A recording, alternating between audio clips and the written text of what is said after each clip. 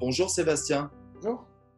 Alors on va tout de suite parler de votre héros ou de votre anti-héros, c'est selon, qui s'appelle Lazare, qui est notre contemporain et qu'on découvre au début du livre dans une sorte de crise existentielle, comme ça, dans sa vie personnelle, dans son rapport à la société, dans son rapport au monde même, ou à l'immonde plus précisément. Peut-être nous dire un mot de cela, de cette situation de départ, ce personnage, disons, ordinaire, dans une époque qui ne l'est pas, et qui est marquée notamment par ce qu'il appelle lui-même la dégueulasserie du monde. Oui, alors c'est quelqu'un qui effectivement, à qui il n'arrive pas des aventures extraordinaires, qui est spectateur de sa propre vie. Et c'est finalement en regardant toutes ces images qui défilent sur les écrans des téléphones portables, des ordinateurs, des télévisions, en écoutant aussi le flux de la radio, parce que c'est un grand auditeur de radio, comme vous l'avez remarqué. Il se laisse finalement prendre par cet immonde plutôt que finalement un homme à qui il arriverait des aventures extraordinaires. Et c'était très important pour moi de mettre en scène la stupeur d'un homme ordinaire et non pas d'un héros comme on le rencontre dans le roman français contemporain, qui découvrait par sa propre expérience à travers à quel point le monde est falsifié. Non, non, lui, c'est vraiment ces images l'assaillent et il cesse d'appeler le monde pour l'appeler l'immonde. Alors, après cette première partie assez sombre, même s'il y a toujours l'humour du désespoir, il y a aussi ensuite une sorte de série, alors je ne sais pas si on doit parler de révélation, d'étapes, en tout cas de moments qui sont une sorte de chemin vers la lumière pour ce personnage, vous diriez ça comme ça? C'est vrai qu'il y a une sorte d'ironie grinçante et désespérée chez lui, donc il laisse augurer d'une sortie possible. Et à travers des rencontres, à travers vraiment l'expérience de l'amitié, amitié avec une femme, amitié avec des amis de différentes natures, d'âges différents, souvent un peu plus âgés que lui. Il semble qu'il a à peu près 40 ans, hein, si on compte bien les dates qui sont celles du roman. Il va me mettre en route, cheminer vers autre chose, comme si un monde était glissé sous ce monde, ou plus exactement, un monde était glissé sous l'immonde. Hmm. Parmi ces révélations, il y a la question du rapport à je ne sais pas si on doit dire la religion, la foi, la croyance, en tout cas une forme de spiritualité qui est aussi en miroir inversé avec ce qu'il appelle lui-même la vie marchandise.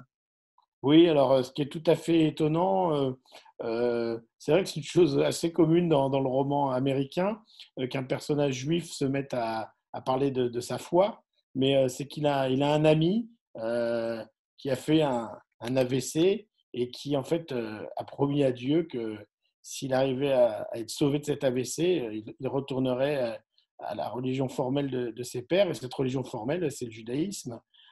Et donc en fait, ça le frappe beaucoup de voir cette puissance d'arrachement de quelqu'un qui décide de se retourner complètement et de retourner à la synagogue. En l'occurrence, c'est la synagogue de la rue de la Victoire, hein, c'est indiqué. Il est très frappé en fait par cet ami, une personne qu'il connaît assez peu d'ailleurs, mais ils ont très vite sympathisé. Il y a aussi ça dans le livre, des personnes qui en fait s'aiment très vite, deviennent très vite amis, parce qu'ils voient qu'ils ont quelque chose à se dire, ils ont quelque chose à se raconter. Et il va continuer, lui, à cheminer. Donc, cette deuxième partie du roman s'appelle La promesse. C'est à travers cette confidence puissante que lui a fait Denis, et tout à fait stupéfiante. Ce n'est pas une chose qu'on s'attend à, pas une expérience qu'on s'attend à vivre, d'un ami juif qui vous raconte son retour à la synagogue. Et pourtant, ça l'ébranle très, très profondément. Et il continue à cheminer en quête de joie. Et lui, il n'a aucune agressivité à l'égard de la pensée religieuse, mais plutôt une forme d'indifférence, qui est celle d'un homme de son temps. Il a des amis qui sont assez profondément religieux, donc il va cheminer en leur compagnie, et en cherchant une joie qui est celle d'un chant, du chant d'un moine en pleine nuit au bord de la mer, la joie d'un psaume, la joie d'un oiseau qui chante. Et voilà, donc c'est effectivement cette expérience religieuse inattendue qui va le mettre en route. Alors, l'adresse du livre est aux choses vives, aux choses vertes, et il est question de cela aussi au fil du roman, la volonté d'écrire des choses vives, des choses vertes. Peut-être vous pouvez nous dire un mot de cela, c'est très symbolique, je crois aussi presque de la tonalité à la fois du parcours de ce personnage et de votre langue, de votre univers littéraire. Vous avez raison, il y a sans doute des couleurs dans ce roman. Alors, la première partie, l'immonde, elle est noire, hein, ça, il n'y a pas de discussion possible. On pourrait dire que la deuxième partie, elle est jaune, comme ensoleillée. Euh, et la troisième partie est verte, en effet, parce que sa mise en route est une mise en route physique, puisqu'il est professeur dans un lycée, Lazare, et il va profiter de ses vacances d'été pour aller dans une espèce de repère étrange au milieu d'une forêt, un jardin forestier parce qu'un ami lui conseille d'aller voir son frère en disant va travailler avec lui cet été dans son jardin en Bretagne au bord de la mer, c'est sur la presqu'île de Crozon, tu seras bien. Et effectivement, là, il plonge dans le vert et en effet, et il plonge dans la vie parce que le jardin, finalement, c'est la vie. Et là, bon, dans une métaphore et en même temps une réalité. Et effectivement, là, il prend vraiment un immense plaisir. Et en même temps, ce qui est important de souligner, c'est qu'il pense à ses élèves qu'il va le retrouver en septembre. Euh, Son changement de vie est très intérieur. Il n'a pas. C'est vrai qu'on est dans un monde où il y a un peu le mythe de te couper avec tout, mais en fait, il ne coupe avec rien. Au contraire, il renoue avec beaucoup de choses. Et il a envie de prendre le monde et les mots avec sérieux, de ne plus mentir, de ne plus se mentir. Car quand on ment aux autres, on se ment d'abord à soi-même, évidemment. C'est aussi une puissante méditation sur le mensonge. Vous savez que j'ai beaucoup travaillé sur Georges Bernanos et le mensonge est un élément capital chez ce romancier. Et c'est vrai que c'est une chose qui me hante parce que on est dans un monde qui ment beaucoup.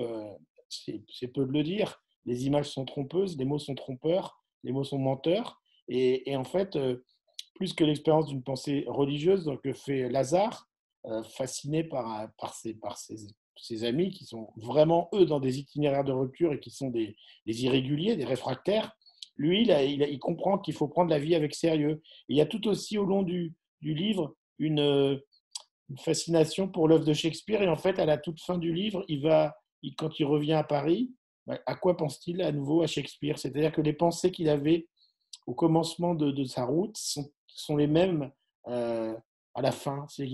À la fois, il a changé, il n'a pas changé. En fait, il est devenu lui-même. C'était qu'en fait, il n'était pas lui-même avant. Donc, On il va, était on va s'arrêter là, mon cher Sébastien, hélas, mais c'est vrai que c'est un livre qui passe du noir à l'utopie d'une certaine manière. C'est un roman qui s'intitule Ce monde est tellement beau. C'est signé Sébastien Lapac et c'est à paraître chez Actes Sud en janvier 21. Merci Sébastien. Merci.